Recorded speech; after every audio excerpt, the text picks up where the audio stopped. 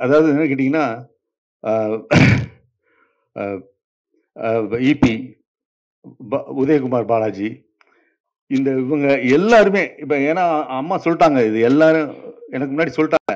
நான் எல்லாம் சொல்லலான்னு இருந்தேன் நானு. அவங்க சொன்னோனமே இப்ப பதஷ்டம் வந்துச்சு எனக்கு அதனால.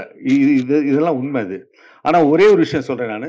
அ இந்த யூனிட்ல நான் வந்து பணியாற்றி இருக்கும்போது, என்ன எடுக்கணுமோ அந்த ஷெரீப் அவர்கள் வந்து கரெக்ட்டா பிளான் பண்ணி, அ எந்த வேஸ்டேஜ் இல்லாம கனக்கச்சிதமா குறுகிய நாள்ல இவ்வளோ குவாலிட்டியோட அந்த குரூப் இருந்திருக்கு.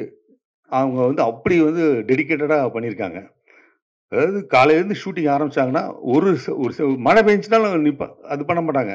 அதில ஷூட் பண்ணி எவ்வளவோ திறமையான விஷயங்கள அது ரொம்ப பொறுப்போட ஒரு ஒரு புரொடியூசருக்கு புரொடியூசர் விரும்புற இயக்குனரா அவரு நான் கண்ணு முன்னாடி பார்த்தேன். அது ரொம்ப ரொம்ப சிறப்பான விஷயம். அந்த யூனிட்டே அந்த டிஓபி இவரு எல்லாம் யங்ஸ்டர் அந்த அசிஸ்டன்ட் டைரக்டர்ஸ் எல்லாமே ரொம்ப சுறுசுறுப்பா விடிய விடிய ஷூட்டிங் எடுத்தாலும் அடுத்த நாள் சலிக்கவே மாட்டாங்க.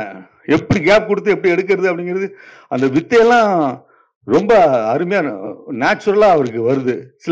சில பேருக்கு கிராஃப்ட்ஸ்மேன்ஷிப் நல்லா இருக்கும் அப்படிம்பாங்க. அது வந்து ஷெரீஃபுக்கு இருக்கு.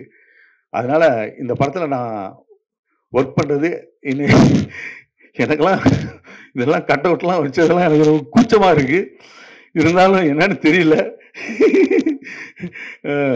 ஒருவேளை அதுக்காண்டி நான் வந்து ஜால்ரா போடுறேன்னு நீங்க நினைச்சிடக்கூடாது. அதனால தான் நான் ரொம்ப பதஷ்டமா இருக்கு எனக்கு. ரொம்ப அருமையான டைரக்டர், ரொம்ப அருமையான கதை, ரொம்ப அருமையான ப்ரொடியூசரு, எல்லாரும் நல்லவங்க. அதனால இந்த படம் கண்டிப்பா ஜெயிக்கும் அப்படிங்கிற நம்பிக்கையோட உங்க வாழ்த்துக்களோட நான் விடைபெறுகிறேன். நன்றி.